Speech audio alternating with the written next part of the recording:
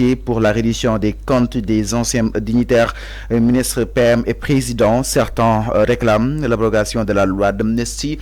Et parlant même de cette amnistie du côté de la régie Tafa man di ko dem Aminata Touré nag génn na def na li nga xam ne que moo di une sortie force ci douane li nga xam ne que moo di Jeune Afrique à fond Aminata Touré mu daal fi yëkkati li nga xam ne que moo di ay cadre qui ne laisse pas sans voix ñoom Yoro Dia et tant d'autres ba si ñoom Bachir Fofana jàpp ni ñoom sañu ñoo laalaat li nga xam ne que moo di amnistie bi ay wax rek moo si am xam ne li si nekk te itam xam ne ñoom loi bi lan leen daal di jural Arfan li itam lan leen daal di war a mën a bénéficier wal alors Arfan balaa ñoo ñëw si réaction yi démb la sortie de Aminata Touré foofu saa nag Jeune Afrique parce que mu nekk média boo xam ni itam peut-être Macky sûrement dina si jot alors sur la loi d'amnistie nee na avant réconciliation il faut d'abord li nga xam ne que moo di la justice concrètement.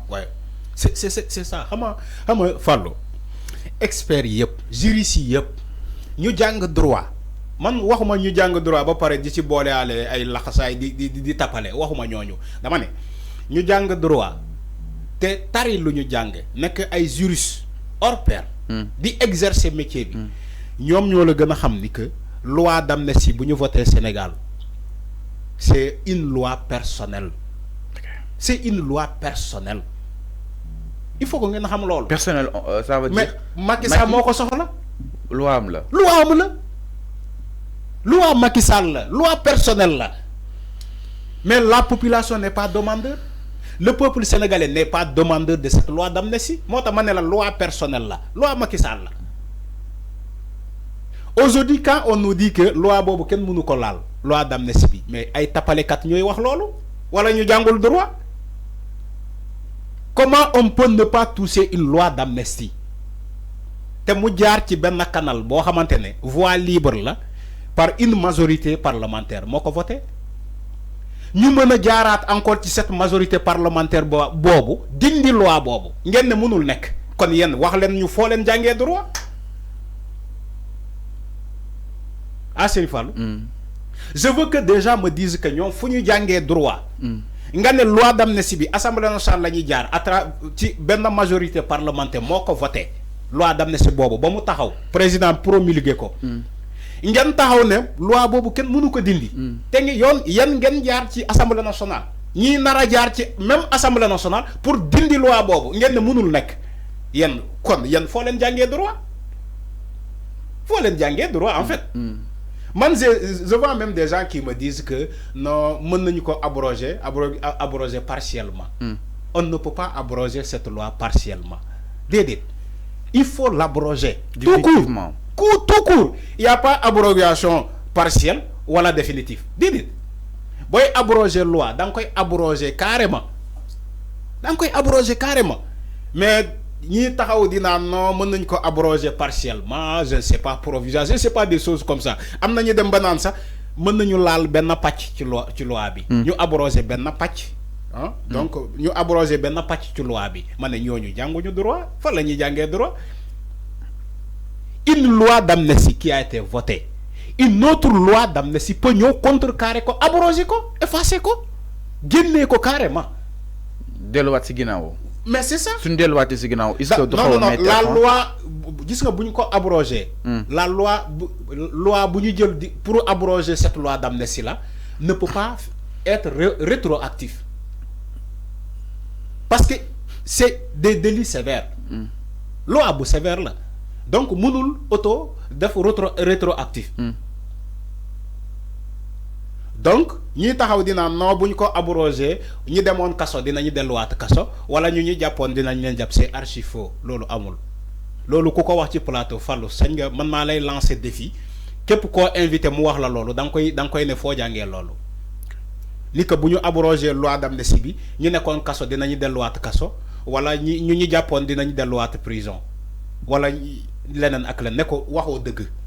bul jéem a maslaa ko moom ne ko yow xamoo dara ci droit jàngoo droit ci loolu amul dañuy abroger la loi d'amnistie ba pare daal di topp yëf yi parce que on amnistie des faits il faut écouter ce que Mimi Touré a dit Fallou boroom xam-xam la ñuy waxal ay nit gis nga booy nag ci plateau di wax da ngay wax dëgg parce que ñu lay seetaan amaana ñeneen ñi sa ñoo la gën a xam li ngay wax parce que dañoo jàng ko yomb il n'est pas dit tous ceux qui sont dans les plateaux là ñoo gën a jàng ñuy nekk ci kër yi c'est faux loolu laa doon dénoncer ci jamono Macky Sall quand les Ousmane comment dire Ismaïla Madior Fall ñoom Ismaïla Madior Fall bu ñuy toog ci ay plateau di wax lu dul dëgg ñu jàpp ni que ñoo gën a jàng ñu leen di seetaan loolu erreur la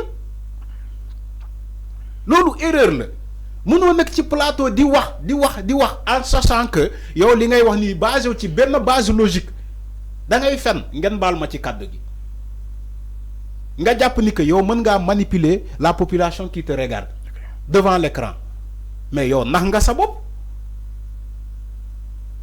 bopp loolu mooy waral ni que tey bu ñu waxee li bu subaa ñu ñëwaat waxaat leneen quand il parlait devant les médias français Ismaïla Madior Fall ba muy wàcc contumace bi France 24 mu ne leen le jugement de Ousmane Sonko Adji Sarr sur l'affaire du contumace est définitif mais tubaab yi dañoo xoolante seen biir journalistes yi nekkoon foofu ci média bi dañoo xoolante si mi mais xam naa ñu ngi naan waa ji nii ministre la kii fu mu jàngee droit comment un jugement par contumace peut être définitif alors que dañ la ne contumace bi bu feeñee li nga ko jugé woon ci contumace dañ na da ngay reprendre encore jugement bi yow nga taxaw ci tubaab yi ñoom ñii ñoo tax tubaab yi yabuñu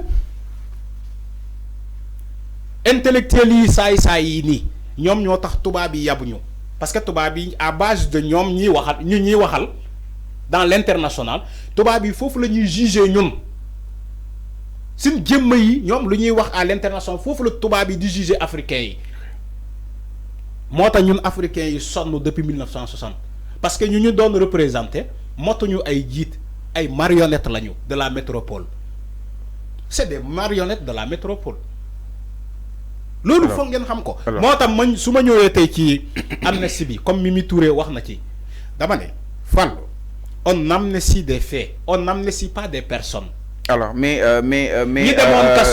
exemple Bassirou Fofana moom jàpp na ni non Bassirou Fofana jàngul loolu politique kese la. Bassirou Fofana jàngul mais ñoom ñu ko laal ñoom docteur Yoro Dia aussi wax neen donc ces propos de Mimi Touré ne laissent pas sans voix. Bassirou Fofana jàngul il faut pas me dire ay Bassirou Fofana ñooñu c'est des têtes vides. mais enfin journaliste la quand même. c'est des têtes vides. ñooñu jànguñu c'est des intellectuels malhonnêtes c'est entre guillemets c'est des supposés.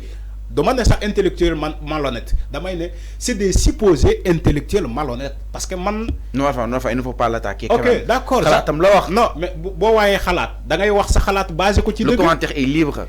le fait bu ñu amnistier. ok c'est un fait politique non. dama koy décortiquer pour nga comprendre Bassirou Fofana bu la ne mënul nekk parce que politique la mais Macky Sall. mais il a donné des motifs comment dire des motifs. Il a donné des motifs. Lu tax ñu voté loi d'amnistie bi il a donné les motifs non.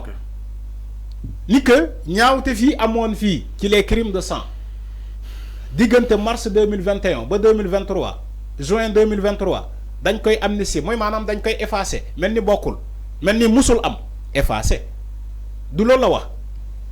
yow nooy amnistie loo xamante ne amul justice da ngay la population demandait justice. Il faut que justice soit rendue. Tous les jeunes demandaient justice soit rendue. Yow la justice n'a pas été rendue. Qui est mort là 86 on te parle de combien de morts 86 morts. Et 1 900 000 et quelques 800 et quelques détenus politiques. Ci jamono Macky Sall boobu. mais waxuma kan la ñuy topp waxuma kan la ñuy topp parce que balaa nga may naan da ngay amnistier da ngay créer d'abord une commission d'enquête parlementaire. buy leeral ci yëf yi.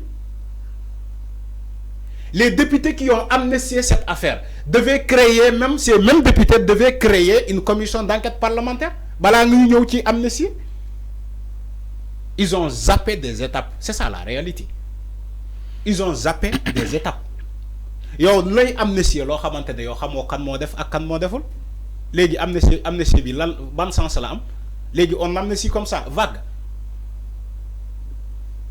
c'est ce que je pose c'est la question que les intellectuels se posent mais c'est pas des têtes vides ñuy taxaw dinaa non politique la mënuñu ko amnistier yow tu parles des personnes nous on parle des faits on amnistie des faits dont on a jugé. Mais ici, aucun fait n'a été jugé. Fallo. Aucun fait n'a été jugé. Qui la loi d'amnistie là. Parce que nous avons dit ay fait la amnistier. Mais waxuma ban fait la jugé, bay amnistier ko. Il n'y a aucun fait qui a été jugé. Donc la loi là n'a pas sa raison d'être. N'a pas sa raison d'être. Alors c'est clair mi ngi non exactement par rapport ak li nga xam ne que moo di loi bi ak li nga xam ne que moo di tolluwaay wi ki nga xam ne que moo di Aminata Touré di Mimi Touré nag yëkkati na fa li nga xam ne que moo di ay kaddu des voix qui ne laissent pas justement sans commentaire ki nga xam ne que moo di ñoom Bachir Fofana ak ñoom Yoro et tant d'autres alors mbokk